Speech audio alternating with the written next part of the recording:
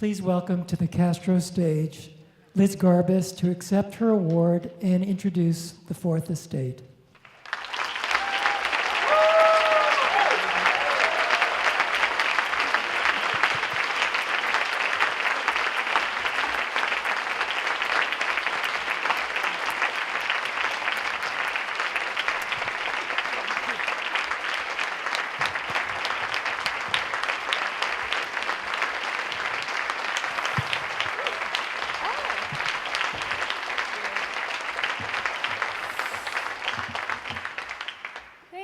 That was like a little walk down memory lane. I have two microphones.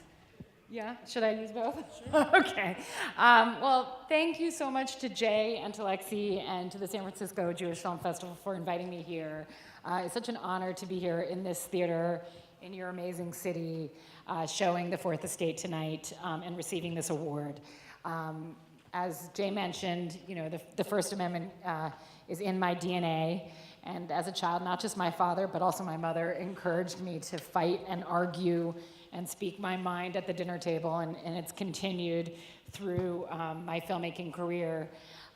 So this feels very special, so thank you for that.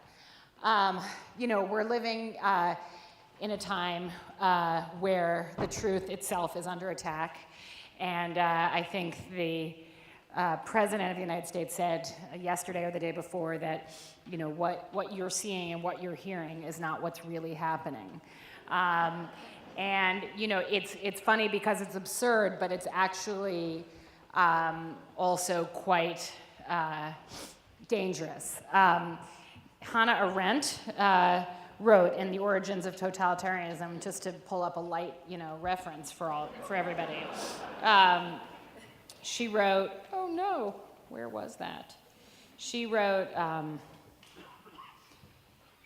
you know, I don't want to summarize Hannah Arendt, okay. But, you know, the idea being, once you dispense with truth, you can kind of get away with anything. Here, she says, the ideal subject of the totalitarian rule is not the convinced Nazi or the convinced communist, but people for whom the distinction between fact and fiction and the distinction between true and false no longer exist. So yeah, once truth is no longer a generally accepted or appreciated concept, those in power can do anything.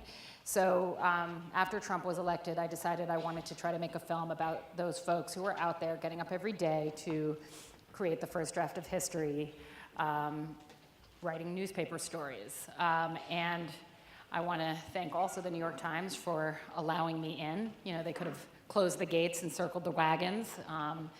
You know, it was a time where they knew they'd be under attack, you know, very quickly. It was clear that once Hillary was defeated, that the press was going to become the new punching bag.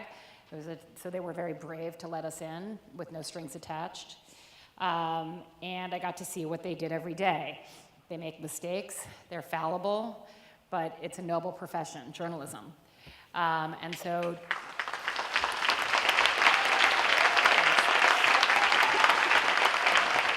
the film that you're going to see is on Showtime. This is the first episode. It's a feature length, but there are 3 more hours, so if you like it, you can get to the end. And unfortunately, the story is still ongoing, but I think that the journey in the 4 hours that the Fourth Estate takes you somewhere deeper as you see these guys really struggling with how to use language when faced with such absurdity and sort of norm destruction, and how do you kind of, in black and white, depict that, and you really see that struggle. So again, thank you so much for having me. Thanks to everybody for coming, and I look forward to talking again at the end. Thanks very much.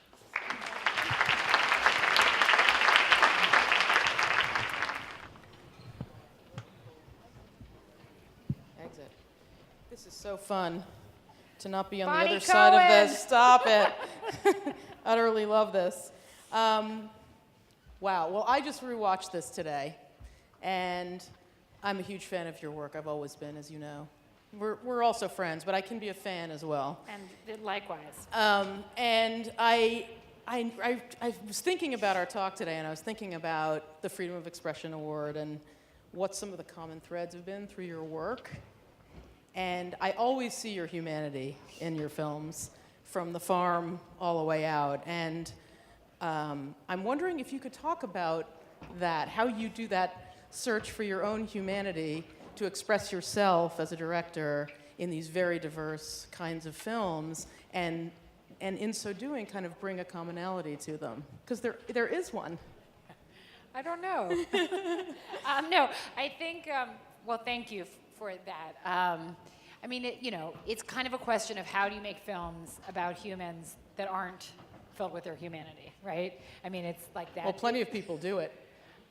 Yeah, I mean, make films that are not filled with humanity. Right.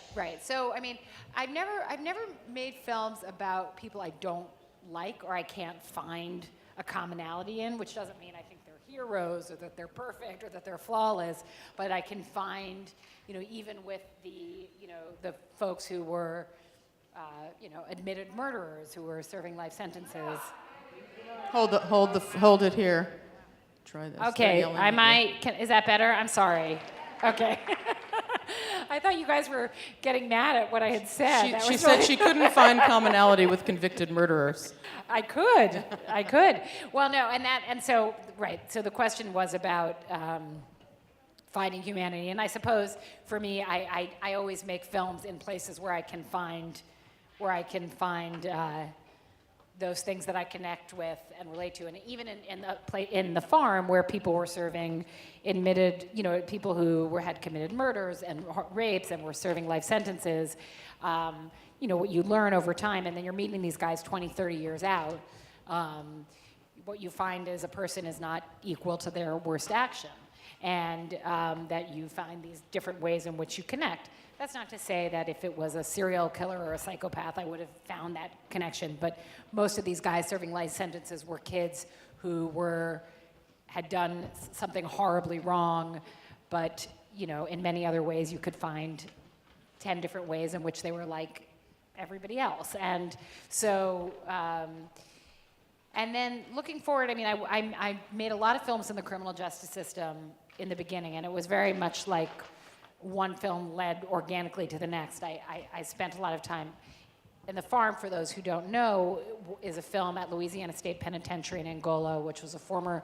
slave plantation turned maximum security prison, where 80 to 90% of those there were serving life sentences, or convicted to death, and the film was really just about how they live their lives, how they get up every morning and find meaning when they knew that the cemetery where they would likely be buried was right outside that prison cell, and that film in many ways led to the next film, or one of Girlhood, which was looking at kids in the juvenile system, because so many of those folks who were ending up in these prisons had spent time in the juvenile system, and then once I spent time in the juvenile system, I realized, all these kids have been in the foster care system, so I kept on kind of going back and back and back, and then I'm sorry, I'm not really answering your question, but I'm going to keep talking. And then I went, and then actually I started having my own children,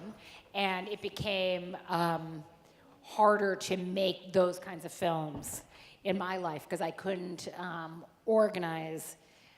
You would have to just, if it's 11 p.m. and you just have to go shoot the next day, there's nothing you can do about it. So I started making also more structured films, and the first one of that was the Bobby Fischer film, in which you could actually plan a shoot a week in advance, and you could line up, your life a little bit.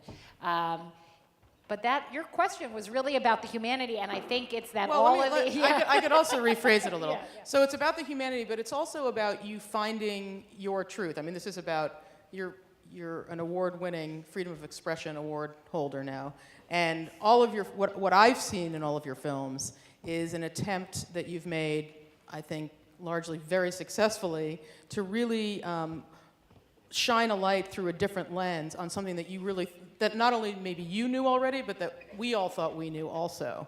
And that's the gift of the documentary. But I think whether it's a verite film that you've made, that you spent a lot of your life doing, or you've done a few incredibly wonderful archival films, Bobby Fischer and then Nina Simone, you have found that truth, you've been able to excavate that truth. And I'm wondering if you could talk a little bit about that process for yourself?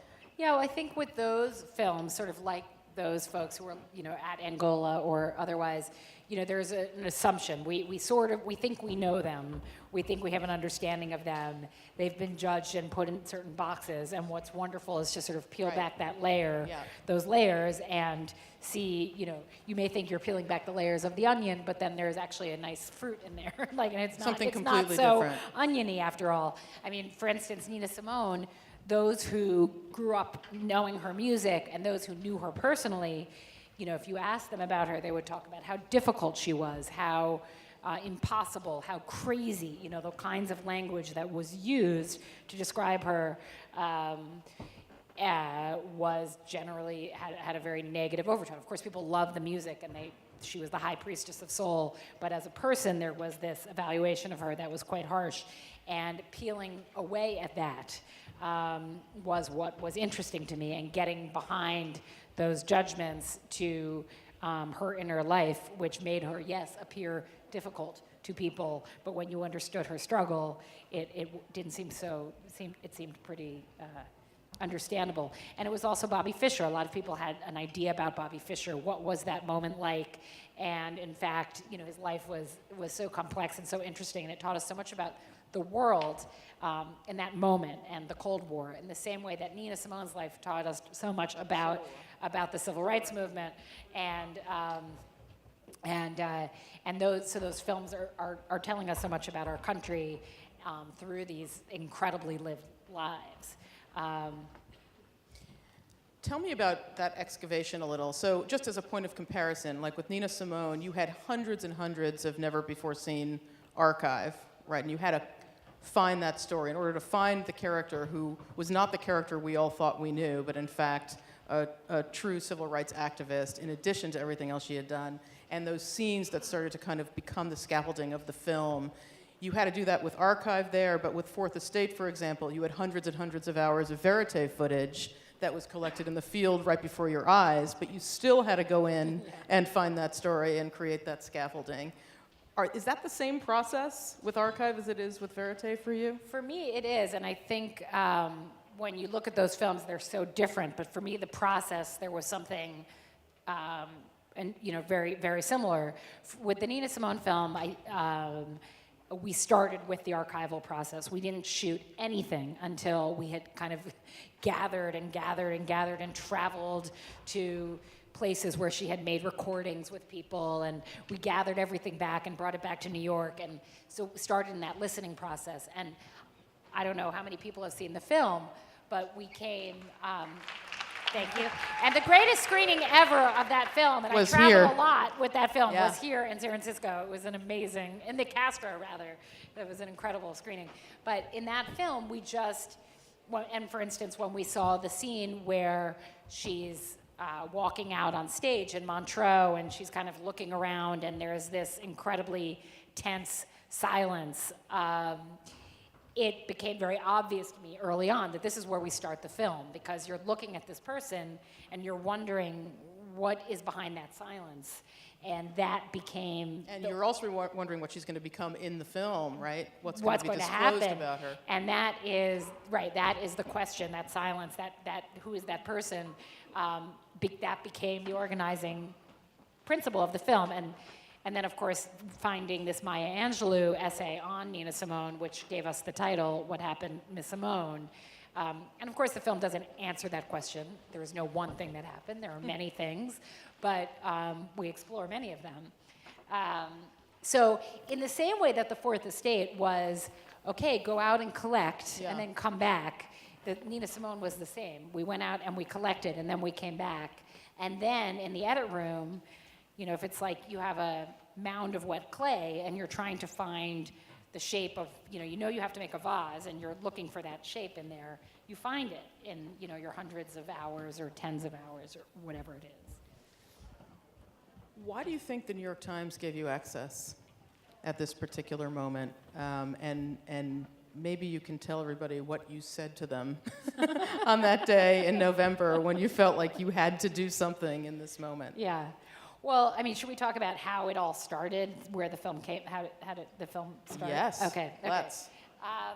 So November 9th, 2016, I'm sure Talking many to people... the mic, I think. Oh, November 9th, 2016, I think many people remember this day where we were all surprised and had other emotions, which I won't dictate for you. Everyone had their own. And for me, it was after kind of the shock. It was, what do I do? What do I have a role in, this this landscape, and how can I use what platforms I may have access to help make sense of this time? I knew I wanted to be engaged in that, but I didn't know how or what. And there were a lot of us kind of talking to each other about what to do, and people kind of organizing groups. And I didn't know what my thing was, and what felt like where I wanted to spend the next year or two. And then one day I was sitting at my computer on Twitter, where I had been wasting an inordinate amount of time during the 2016 election trying to read the tea leaves, and I was still wasting time. And I sort of started to see this back and forth. I think it was November 20th, 2016, and I started to see this back and forth between the president-elect and the Times. And he sort of had tweeted in the morning saying, oh, I have a meeting at the New York Times. We're going to go talk great jewel of New York. And then a little while later, he said, oh, the failing New York Times, they changed the rules, meeting's off. And then, I was kind of watching this unfold, not getting much else done. And then the Times responds in their kind of gray lady voice, like, meeting, no rules were changed. The meeting was always going to be on the record. President asked for it to be off the record. We're not doing it off the record. And he's still welcome to come. And then 45 minutes, waiting, an hour, Trump's like, okay, I'm going to the meeting, and he ends up going to the meeting under their original rules. And I sat there and I was just like, if I could be a fly on the wall in that meeting, that would be incredible. It was clear that the Times had become he both was clearly craving their attention. Well, he cares what they think. Cares what they think a lot. I have some good stories about that. But also was disparaging them and accusing them of things they hadn't done, which then, of course, we all know has become a pattern. And so I had a friend who was a writer for the New York Times Magazine. And as I was seeing this go unfold, I texted him. I was like, are you in that meeting? And, of course, now I know, knowing the New York Times, that he would have never been in that meeting.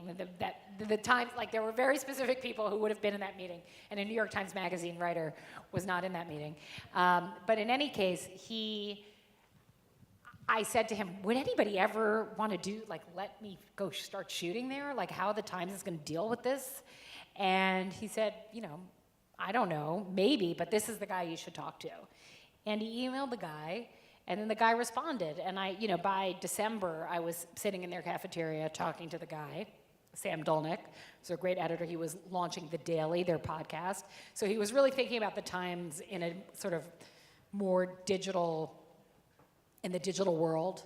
And video, right? Thinking specifically about New York Times video. I mean, we weren't going to be a New York Times. We were never a New York Times project, of course, but he was just thinking about how does the paper reach different audiences, print advertising. You'll see in episode 2, if you continue watching, we talk a lot about the reorganization. The Times is really facing an existential threat. And most newspapers have sold to these huge companies like Tronc, who just laid off half of the Daily News' editorial staff.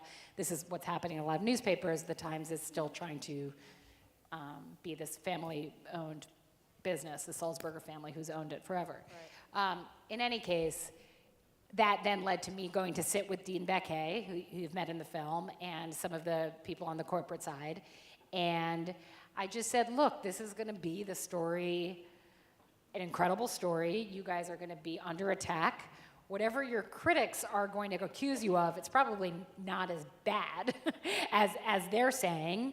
And so let us show. And most of the time, people are doing some pretty incredible work, and let us, show that. And so that was their motivation, that they wanted. Do you think they had that foresight and that insight when you asked that this would be an opportunity for them to? I think so. I think Dean is an incredibly smart man, and I think he realized that, just putting myself in there, this is me speculating, because I'm not in their heads, but I think that for an institution like the Times to survive now, people have to want to pay for the New York Times, and they have to really care about these journalists and these editors.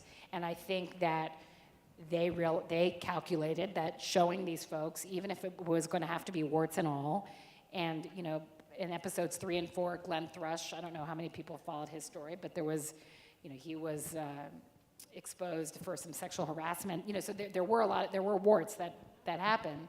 But I think he felt that they calculated that was where they needed to be, that they needed people to be caring about their writers, and I think that was their calculation. And also that this was a moment. This was a moment the loftier side of it is that this was, if somebody had asked the New York Times during the Pentagon Papers or during Watergate, like, could you have had cameras, verite filmmakers there shooting those reporters, that would have been incredible. And I think they thought, this is an era like that. And they didn't even know how bad it was going to get at that point. When they granted you access. Right. I think there was a sense, but there was also there were fears that it could be, I remember, when they kicked Glenn Thrush out of the briefing, and that just happened, I guess, 2 days ago with the CNN reporter, and there were definitely feelings of, at the beginning, we have no idea how this is going to go. Are they going to completely shut out press access? Are they going to just stop doing briefings? Are they going to only talk to, there were also doomsday scenarios that have come to pass occasionally, but then also the norms have kind of then emerged. But in any case, they realized, I think, how historically interesting these times would be, and that to show them, and not the Washington Post, covering it would be something that would be very worthwhile. So we're going to open this up for questions, so have no fear. I'm sure I will not ask everything. But for me, anyway, watching the film, the CPAC conference was maybe the nadir of our existence as a country, but also, of course, in the film, where I felt all of a sudden like I might be sitting and watching, the equivalent of a Nazi rally. It was just so boldly horrible, and our freedoms were being threatened. And I remember it happening, but of course, like everything else, we go on to the next horrible thing and forget that happened. But to experience it through the eyes of a reporter who was actually there trying to relate to other types of people with different types of perspectives and actually do his job, and he comes under attack sort of personally in that moment, was, I think, for me, kind of crystallizes the film, because it's an opportunity, hopefully it's the opportunity that the New York Times had the presence of mind to think about when they granted you access, but it's an opportunity for us as viewers to experience something that we can't possibly know when we're reading these articles that are pumping out day after day, which is, there's the humanity, right? Here's this person who's coming under attack by the very thing that the president is saying. It was bone-chilling, right? So I wonder whether the impact of this film and the series really is going to be, do you feel that enough people will be able to see that and have that response? Well, A, is that the response that you're going for?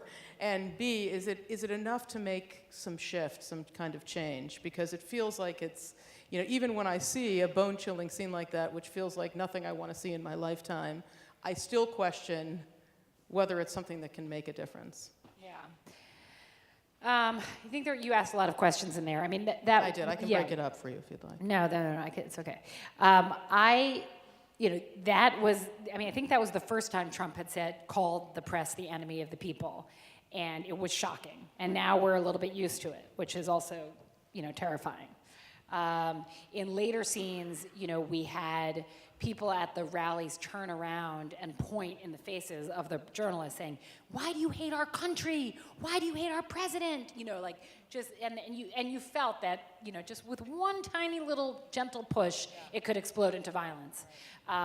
And it probably will at some point. The demonizing of the press has been so intense that I would not be surprised.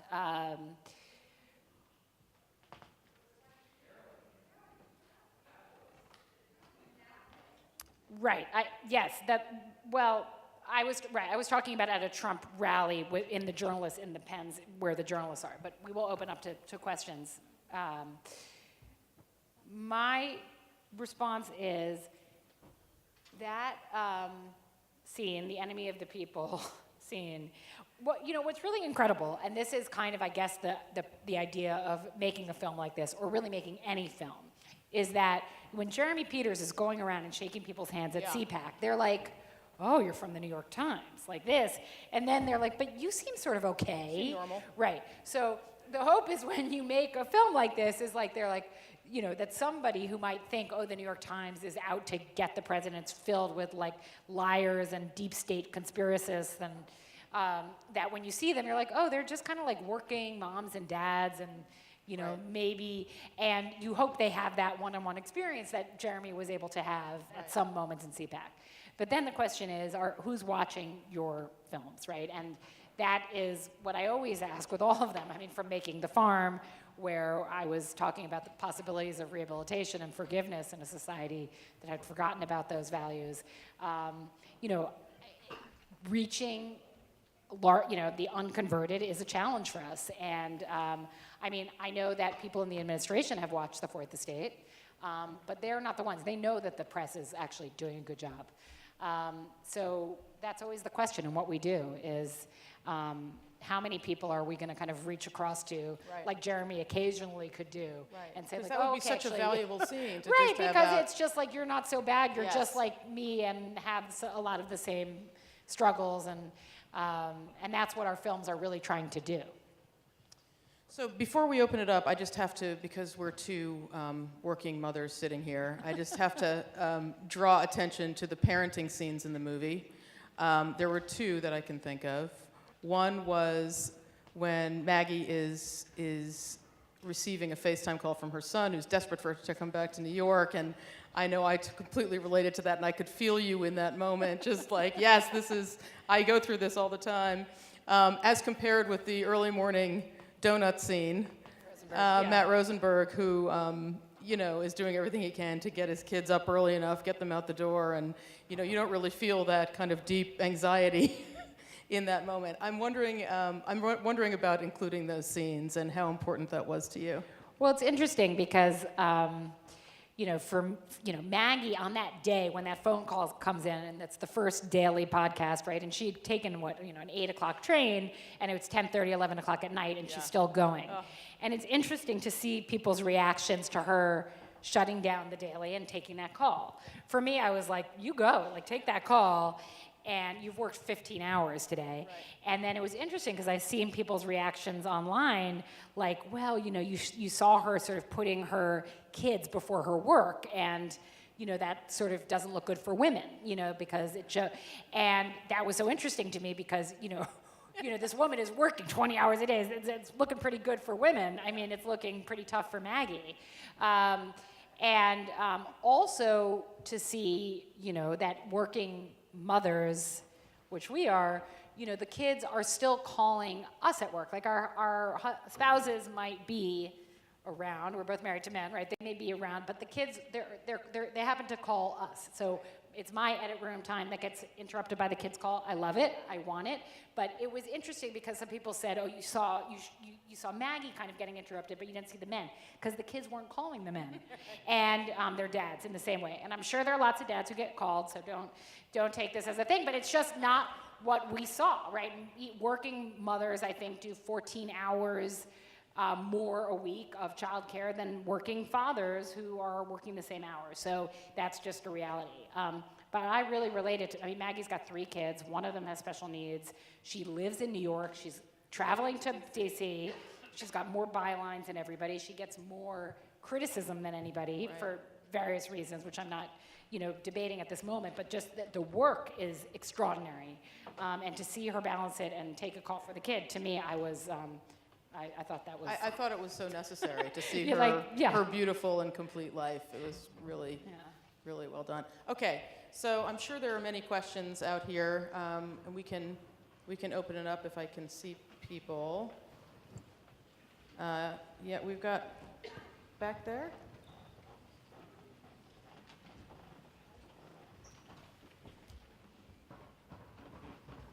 Thank you so much for the enlightening view of what it's like to be a working journalist. The one question I had is triggered by the fact that a lot of the Times reporting is based on sources. And you obviously had an agreement with them, you were going to bleep the names of sources. But it would have been nice, I mean, as someone who long ago was a journalist, to see how they find sources. How do they get these people who tell them the things that reveal what's going on? And was that a conscious choice, or did you just sort of run out of space? Sources who are going to the New York Times are, risking their jobs and going to prison for doing so. So, we couldn't reveal confidential sources for obvious reasons. And I think, there are great fiction films like All the President's Men in which you get to see, those reporters going to meet with their deep throat in our film because we couldn't obscure their faces or protect their anonymity in the moment and give them the confidence. The most important thing for the journalists was to get their work done. So if we were going to be interfering in any way with them actually talking to a source, that wouldn't be good. Well, and I would imagine the anonymity was part of the deal with being there. We could not expose any sources. Of course, yeah. And so you saw journalists all the time in our film on the phone with sources, but we just always had to keep that confidential.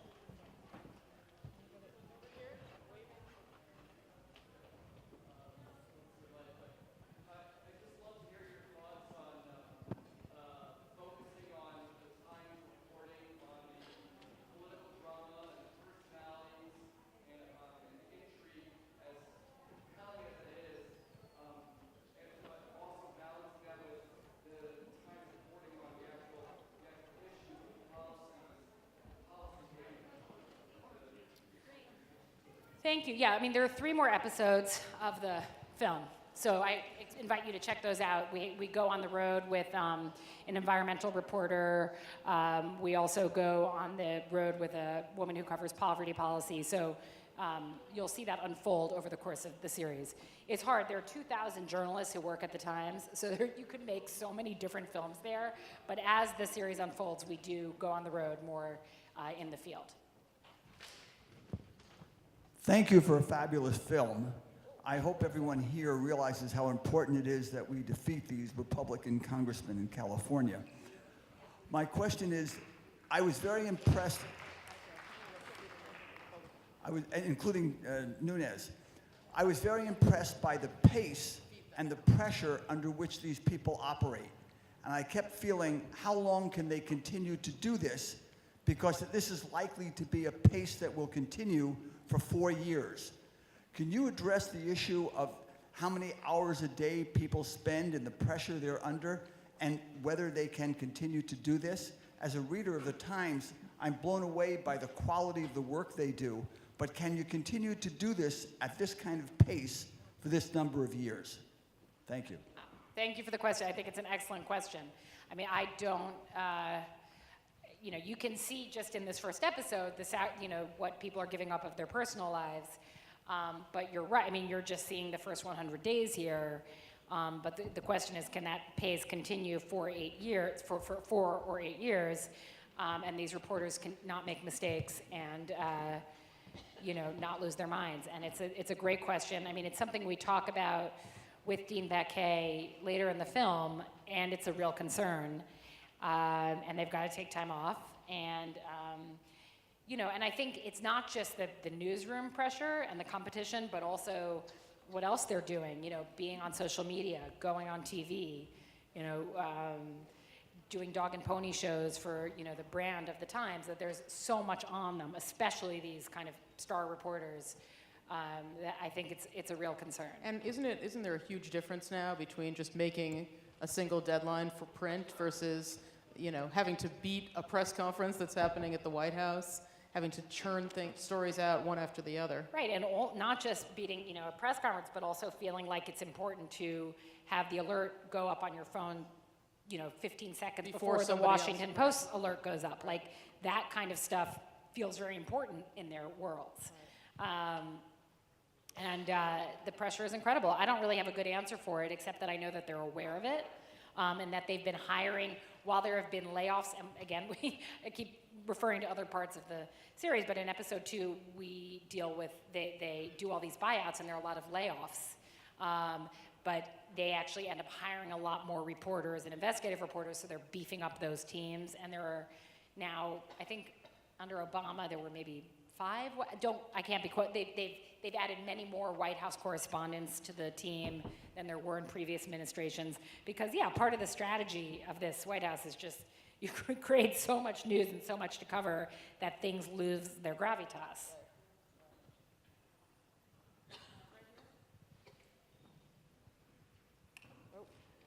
Hi, I noticed that the name of your film company is Aletheia Films, and that's a Greek word that I know it means truth, but it actually means, lethe is the word for to forget, and so it's the opposite of forgetfulness. So it's about not forgetting is the definition of the truth, is if you can't forget.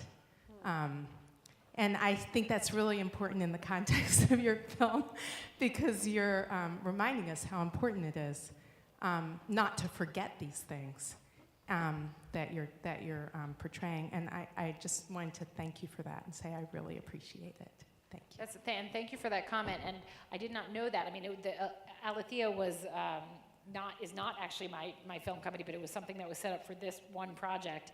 And I didn't know that deeper sense of that word, so I appreciate you sharing that.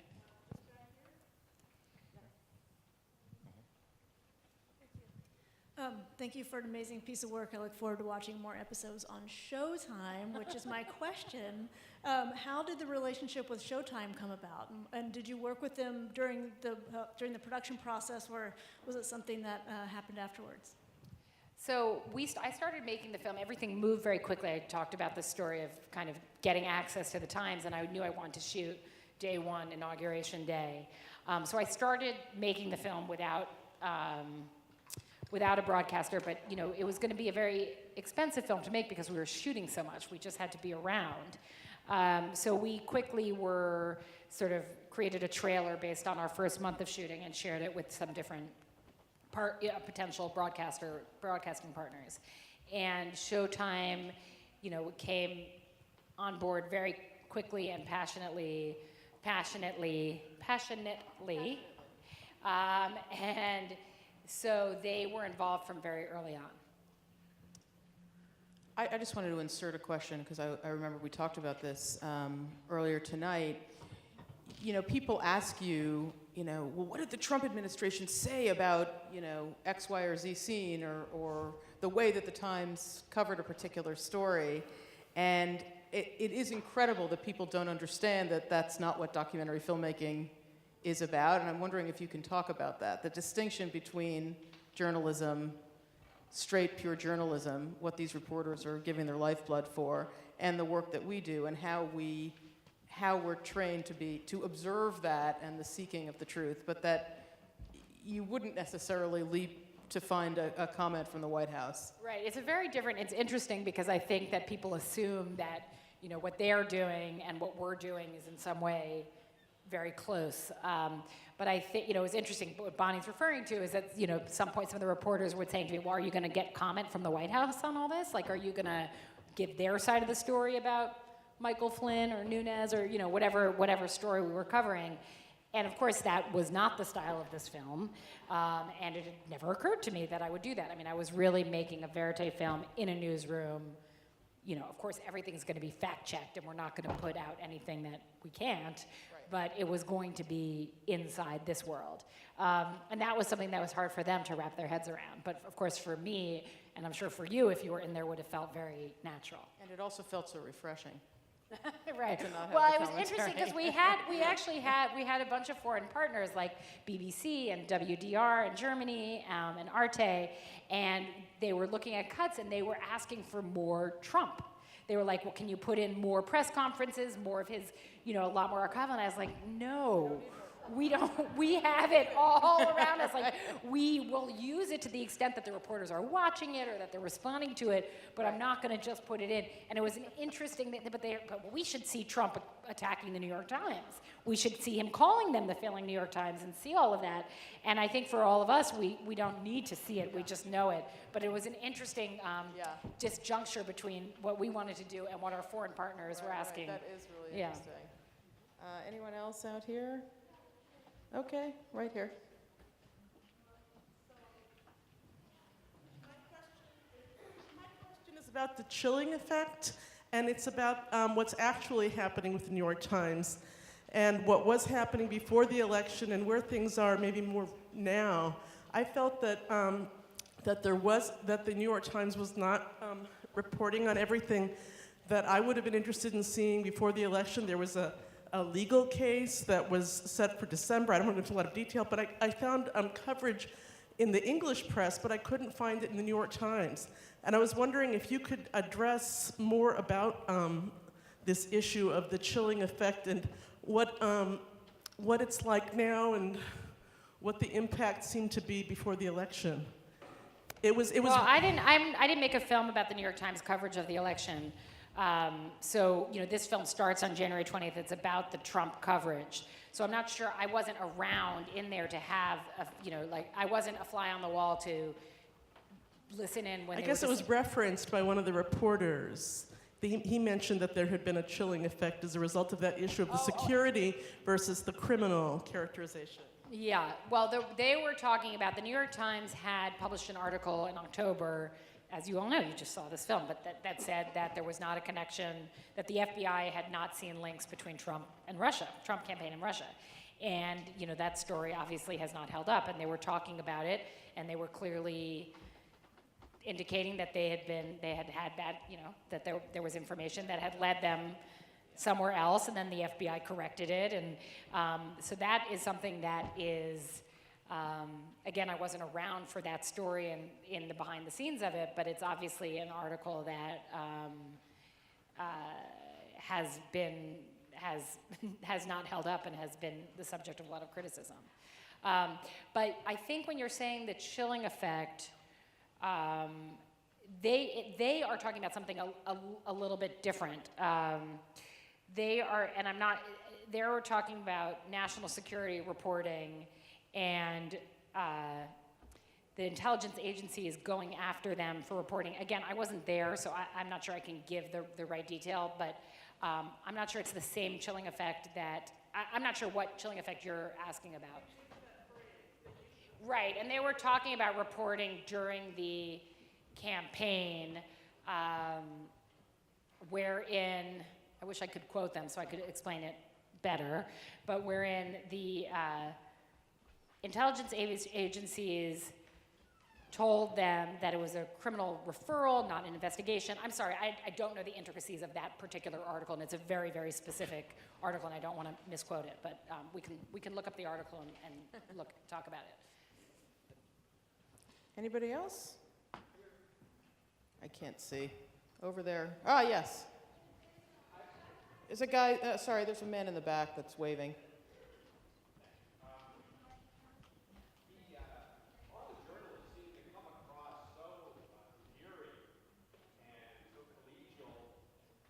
I got to thinking after you mentioned that one of the reasons they had agreed to it for the film was because they wanted to show the world how human and have people care about them. So my question, and I know there's a lot of smart and quick-witted people there, but my question is, do you think there was any playing to the camera? Or put another way, if there wasn't a camera in the corner of their eye, do you think the scenes would have been, or what they said or how they said it would have been any different? I think it's a great question, and I think it's something we are always thinking about when making films. And I think that part of it is over time, people start to forget a little bit that you're there, and probably never 100%. But they're definitely, I spent a lot of time there sitting around where the cameras were not on, and I think that as time went on, we were able to really see what the newsroom was like. And I think that maybe people maybe didn't use the same kind of potty mouth they might have if like a camera was in their house, but I think that's kind of true of every documentary subject. But I think it's something that one should always be wary of when watching any documentary, that there is an awareness of cameras, and over time, the good documentaries will stick with their characters enough where you're getting a real picture of what it's like. And having been in there without rolling cameras, I can tell you it's kind of like this, yeah. How did your perception change from the inside? I mean, you went in there, I'm sure, with maybe a similar expectation of what many of us have of what it's like inside the New York Times. What changed for you, and how would you characterize that change, looking back now, how you might have thought about them and where you are now? I think that probably being a native New Yorker and having that have been my hometown paper, I think I expected it and the reporters to be more progressive and liberal than I found them to be, especially in Washington. Washington is a very, very, you saw a very, very white, very, very sort of preppy bureau. I mean, and that's kind of what Washington is like as a city. Well, not white, but that there's a preppiness in that Capitol Hill area. So I think that surprised me, that it was not like lots of long hair. I mean, it just didn't feel like what some idea, naive, I might have had about it. Yeah, I felt what was incredible was how palpable the sense of competition was. With the Washington Post. With the Washington Post and with other, great competitors, and how much that really was kind of functioning and that heart was beating every single day. And just like how they do it, like how they're getting these art, like I still don't know if I still, knowing these reporters and knowing what it's like, it's still kind of a miracle. Like you said, you don't just, go to work, finish work at 8 p.m. and then the paper comes out the next day. You're constantly meeting these deadlines. And of course they get stuff wrong. I mean, that article, that we were just talking about, of course they get things wrong, but most of the time they're getting it pretty right. And it's incredible with the pace and the speed and the pressure that actually is happening at that high level as much as it does. Yeah. Right here, down in front.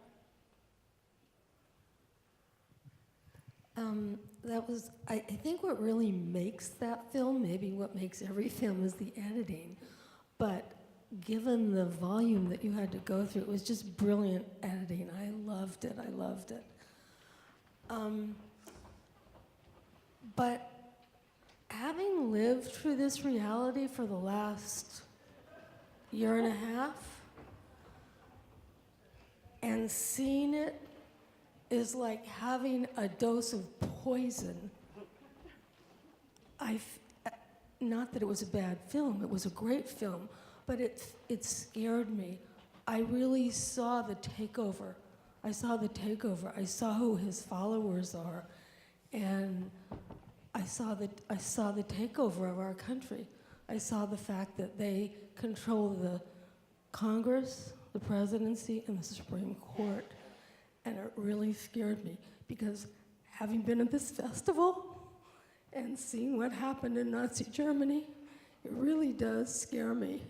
And I do agree with that gentleman who spoke earlier that I think our only legal hope is to take over the Congress in November. Yes.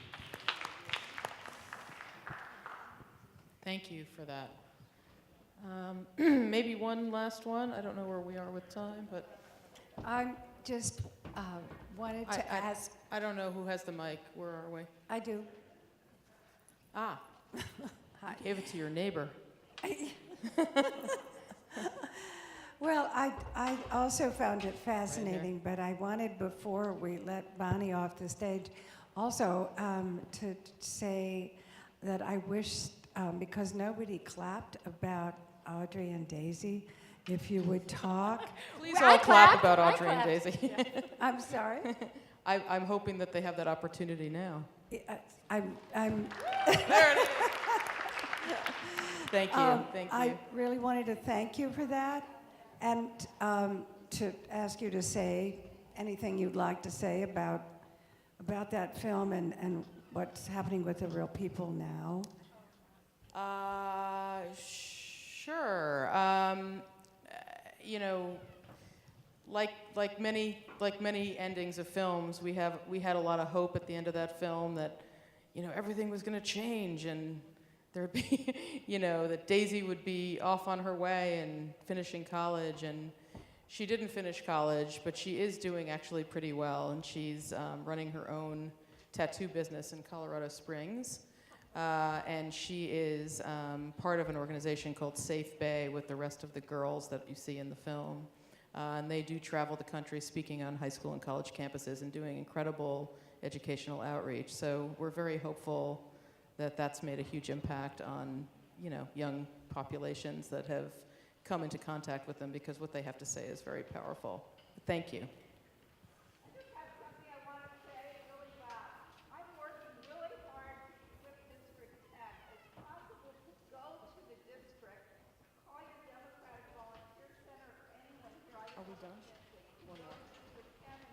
We have time for one more question, by the way. One last question, right here. You're the lucky winner.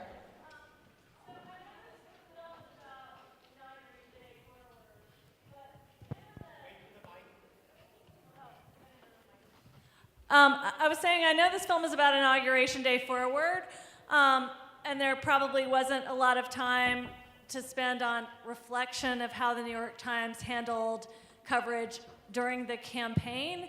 But given the level of manipulation of the press coming out of DC, I'm just wondering if the episodes that we haven't seen yet of the series will address that at all, if that's something that is discussed in the newsroom and shared with the audience.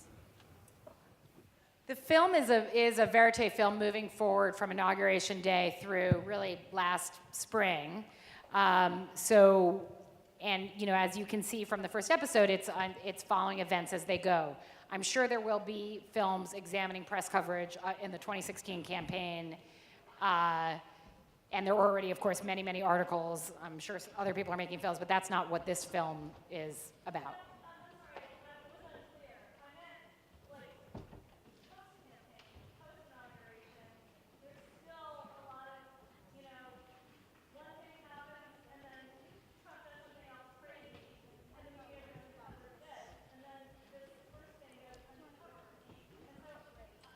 Well, that's not the way the Times has actually been approaching. I mean, the Times has been doing very long-form investigative, they've been doing really long investigative journalism, building blocks, and you'll see over the course of the year stories that people are working on come to fruition over long periods of time.